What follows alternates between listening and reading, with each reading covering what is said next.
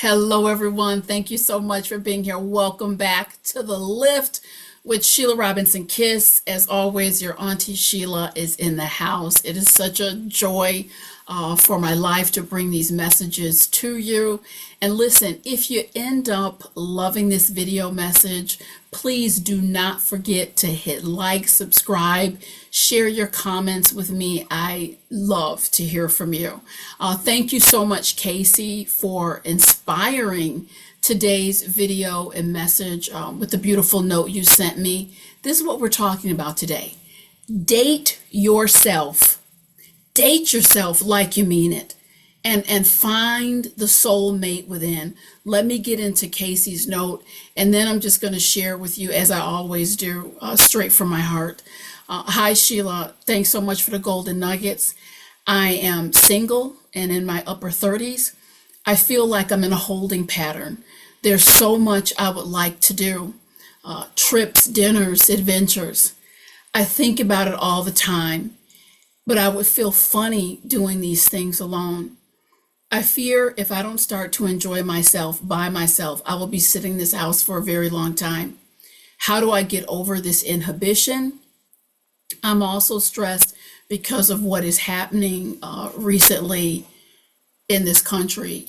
Casey, I stopped. I had to respond to this because, it just your words struck a chord in me, and it brought me back to a time in my life where I feel like I was literally forced to get over my inhibition. I really didn't think of it as dating myself.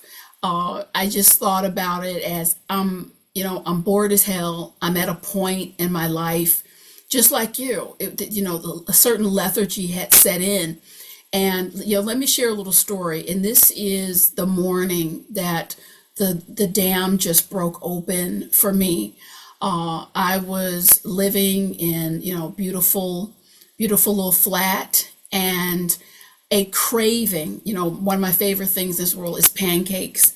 Craving came over me for pancakes. I called one friend. Oh, I'm not up for this morning. I called another friend. I'm not up for this morning. And I said, I want these doggone pancakes. And it just dawned on me, I'm so reluctant to go out, have my favorite restaurant, to go out and get these pancakes, because I'm steadily thinking, I'm gonna have to get on the train. What are people gonna think about me when I take a seat in that restaurant? It was the inhibition was just that pronounced. And I'm gonna tell you why I got my clothes on that morning and went to get my pancakes. I did it because I saw myself sitting in this apartment. I got outside of myself. I talk to you guys all the time about becoming the participant observer in your life. I saw myself, and I did not like the scene. It wasn't about judging myself because I was there and I was single. It was about, girl, you better get up and get out. You have to get over this fear within you, fear of judgment, fear of stepping out into the world. Went into the restaurant. I'm not going to lie to you. I did feel funny.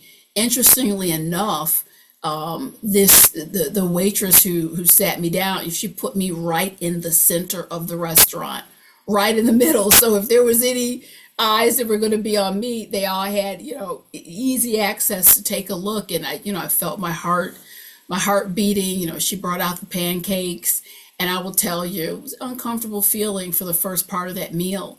And then I just this sense of accomplishment and this sense of pride for just stepping out into the world that morning and say, damn it, I don't need to wait for anyone to enjoy myself. I did not grow up with any role models that would have given me good solid messages and examples. Live your life, go out here, don't wait for anyone. That came later for me, and I am so glad. I'm so glad it did, because that single act of just defying my own fear and going to that pancake house, it set me on a course of fun, fulfillment, and adventure. I have to back up and tell you, I'm married now. I have a daughter. I was single and very single for 14 years. I got married later in life. And, just like you, Casey, I think if something really hadn't come over me, listening to the Spirit, letting the Spirit move me, those years would have been much more difficult, much more difficult because I would have been sitting, stewing in my juices, looking at everyone go out and enjoy their life, which is what life is all about. You can sit, anyone who's listening to this, and I hope that this video message blesses someone who really needs to hear the message, even beyond Casey.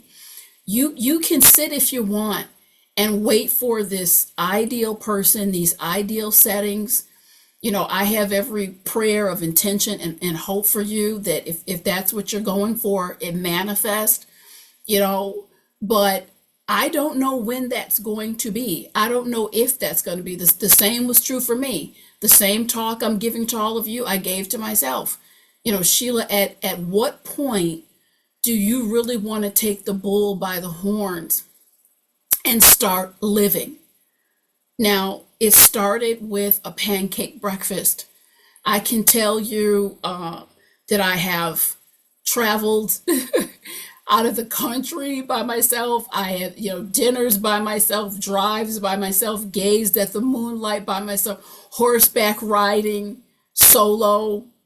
That was my journey into not only venturing out, but starting to date myself like I meant it. I still do that.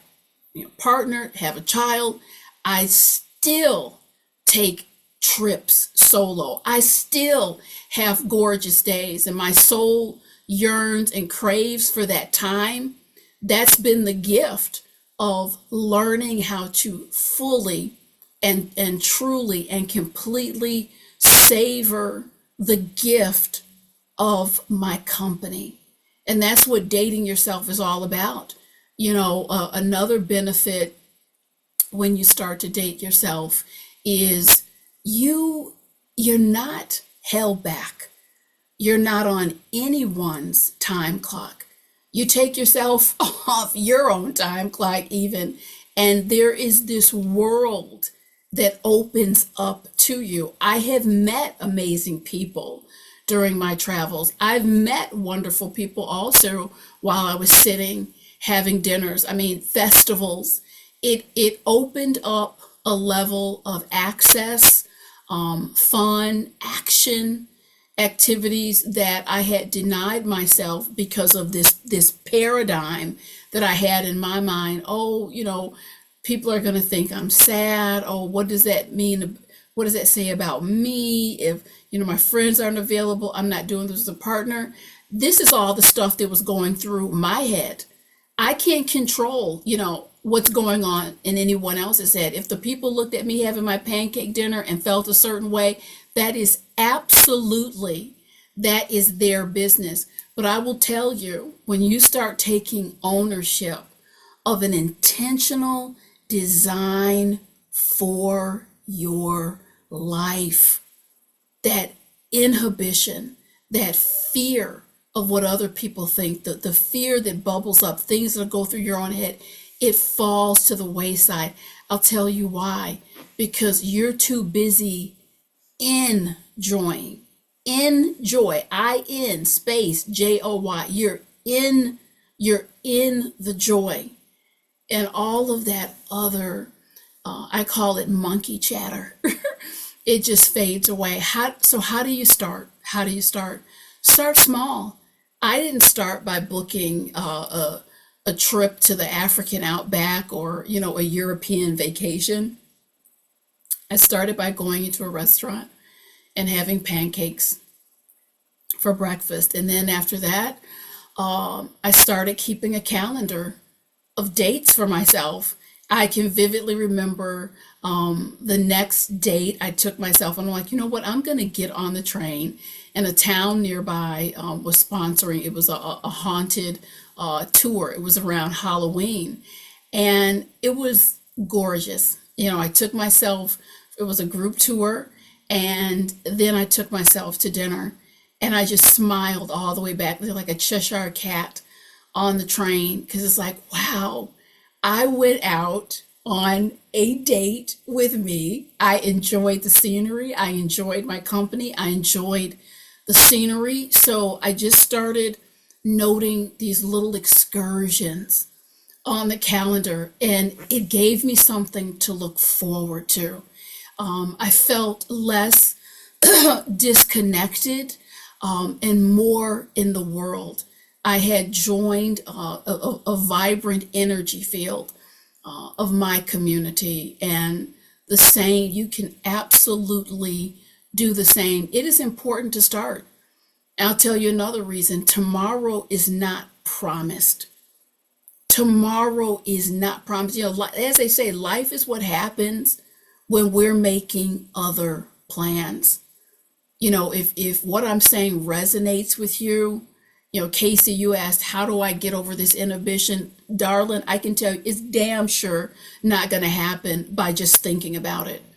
I challenge you, get into action, get some ideas, jump online. What are some fun ideas, some things that I can do? Go to a paint and sip yourself. I did a lot of paint and sips. I mean, there were people there, I was enjoying them, but I left. I had a beautiful portrait with me, but I think the greatest gift was what that did for my confidence. I started to see myself differently. I felt like, "Ooh, maybe I'm kind of interesting here. I'm getting to be quite a worldly woman, if you will." So, the message is right between the eye. Date yourself like you mean it. Find your soulmate within. Well, Sheila, I hear what you're saying, but it's still hard. What if that's the case for you? If you listen to this channel, if you followed me for any period of time, you know what I always say. You're not in it alone. Ask God, ask the angels, ask for support, ask for some ideas, ask for the inspiration. It's no way in the world you're going to pray that prayer and you won't be heard. My friends, share some comments. Tell me, what do you think? Have you dated yourself? Are you going to start to date yourself after you heard my message? Share some encouragement in your stories with the community. And thank you so much. Don't forget to hit like and subscribe. I'll be back real soon.